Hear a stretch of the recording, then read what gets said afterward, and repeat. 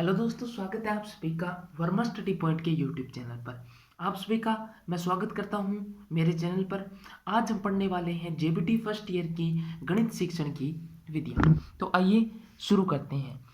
शिक्षण विधियों का शिक्षा के उद्देश्य से घनिष्ठ संबंध है, क्योंकि शिक्षण विधियों शिक्षा के लक्ष्यों व उद्देश्यों को प्राप्त करने में महत्वपूर्ण भूमिका निभाती है।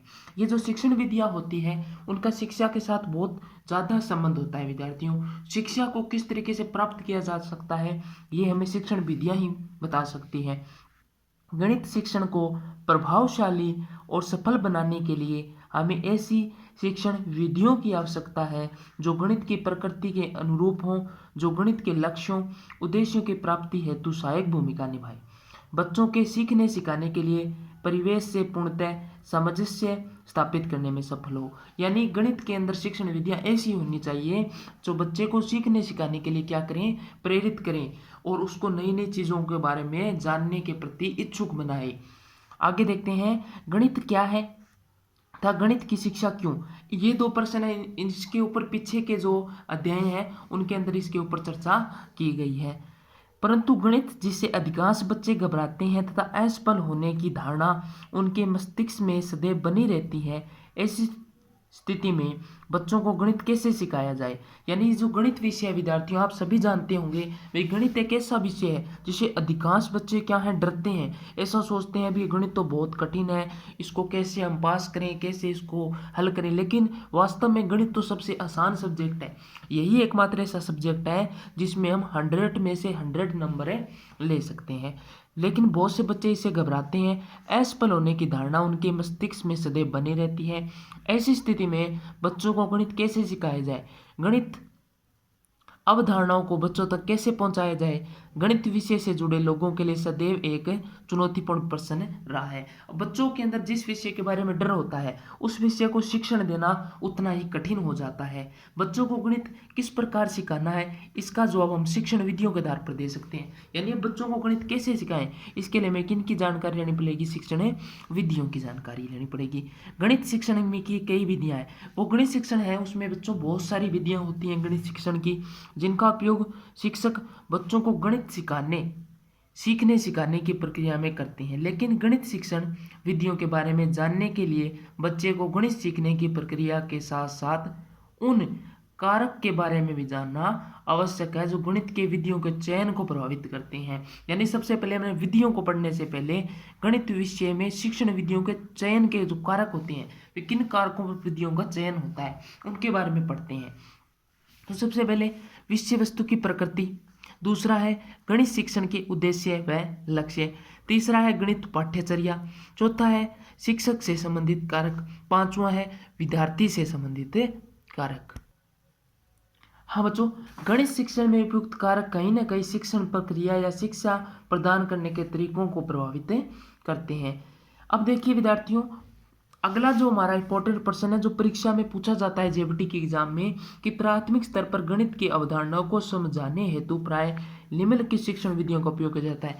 अब हम शिक्षण को, गणित का जो शिक्षण है उसको प्राप्त करने के लिए कौन सी विधियों का उपयोग करते हैं, वो शिक्षण विधियां हमारे सामने है। सबसे पहली विधि है विश्लेषण और संश्लेषण विधि, उसके बाद है आगमन और निगमन, खेल विधि, समस्या समाधान विधि, अनुसंधान विधि, योजना विधि। सबसे इंपॉर्टेंट है वो पहली और दूसरी, ये दो विधियां हैं, ये बहुत ही महत्वपूर्ण है। संश्लेषण विश्लेषण विधि है और आगमन निगमन, इनका परीक्षा में प्रश्न पूछने का 100% चांस है, क्योंकि ये बहुत ही महत्वपूर्ण है। आज के वीडियो में हम केवल विश्लेषण और संश्लेषण विधि के बारे में पढ़ेंगे। तो आइए शुरू करते हैं संश्लेषण और विश्लेषण विधि। तो देखिए विद्यार्थियों, विश्लेषण और संश्लेषण, सबसे पहले नाम को देखिए। विश्लेषण का मतलब होता है चीजों को बांटकर थोड़े बड़े रूप में पढ़ना, और संश्लेषण का मतलब होता है चीजों को छोटे रूप में पढ़ना, यानी सीधा नियम के ऊपर बात करना। विश्लेषण का मतलब है पूरी तरीके से उसको बांटकर अध्ययन करना। विश्लेषण और संश्लेषण विधि में गणितीय समस्याओं को दो अलग तरीकों से हल करते हैं। पहला तरीका समस्या का विश्लेषण करके छोटे छोटे भाग करके समस्या को समझाना तथा समाधान तक पहुंचने के लिए आवश्यक शर्तों को समझाना। यानी समस्याओं को छोटे छोटे भाग में बांटकर, यानी एक कोई भी प्रश्न है उसको अनेक छोटे छोटे भागों में बांटकर जब हम करेंगे तो वो विश्लेषण कहलाएगा। लेकिन इसके विपरीत जब हम दूसरा तरीका लगाते हैं जिसको संश्लेषण विधि बोलते हैं, संश्लेषण का अर्थ होता है अलग अलग भागों को जोड़ना, यानी जो बहुत सारी चीजें हैं उनको जोड़कर जब हम एक चीज पर आते हैं तो उसे संश्लेषण कहते हैं। अर्थात इस विधि में ज्ञात से अज्ञात की ओर जाते हैं, यानी हमें कोई भी सूत्र के अनुसार चलकर हम क्या करते हैं, अज्ञात की ओर चलते हैं। समस्या से संबंधित सूचनाओं को एकत्रित करके समस्या को हल करते हैं। अब एक उदाहरण दिया हुआ है, ठीक है, उस उदाहरण को देखकर आपको इन दोनों विधियों के बारे में समझ में आ। हाँ, तो ये उदाहरण है वो देखिए कि हमें एक आयताकार है वो बाग दिया हुआ है जिसकी लंबाई और चौड़ाई दी गई है। लंबाई हमें 15 इकाई दी गई है, चौड़ाई 10 इकाई दी गई है।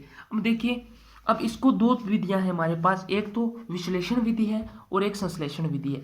विश्लेषण में इसको कैसे करेंगे, यानी जब हम छोटे बच्चों, प्राथमिक स्तर के बच्चों को अब अगर हमें आयत के लंबाई और चौड़ाई के आधार पर उसका क्षेत्रफल बताना है तो सबसे पहले हम एक ऐसा बॉक्स बनाएंगे जिसके अंदर 1 से लेकर 15 तक और 1 से लेकर 10 तक की इकाइयां बनाएंगे और इस चित्र को बनाएंगे सुंदर तरीके से। यही चित्र आपको परीक्षा के अंदर भी आपको बनाना है और जब आप पढ़ाने के लिए जाएं तब आपको इसी विधि का प्रयोग करना है। उसके बाद इसमें क्या करना है, आयत का क्षेत्रफल ज्ञात करना है। तो इसमें कुल खानों की संख्या, जैसे सभी खानों को जोड़ेंगे तो हम टोटल 150 मिलेगा और यहाँ से भी हमें 150 मिलेगा, यानी इसका टोटल क्षेत्रफल कितना हो गया, 150। इस तरीके से हम पूरा विश्लेषण कर कर बच्चों को क्षेत्रफल बताएंगे। लेकिन इसके विपरीत जब हम किस विधि की बात करते हैं, संश्लेषण विधि की बात करते हैं, तो इसमें हम सीधा ही नियम बता देते हैं, ज्ञात चीज बता देते हैं। क्या है, लंबाई गुणा चौड़ाई, यानी आयत का क्षेत्रफल का सूत्र क्या होता है, लंबाई गुणा में चौड़ाई। तो 10 × 15 बराबर 150, यानी आयताकार जो भाग है उसका क्षेत्रफल कितना आ गया, 150 इकाई। तो ये हो गया बच्चों आगमन और संश्लेषण और विश्लेषण विधि के अंतर। सबसे पहले आपको याद रखना है, विश्लेषण का मतलब होता है छोटे छोटे भागों में बांटकर अध्ययन करना। संश्लेषण का मतलब होता है सभी को मिलाकर ज्ञात से अज्ञात की ओर चलना। ठीक है, हाँ, आशा करता हूं आपको ये वीडियो पसंद आया होगा। जेवीटी से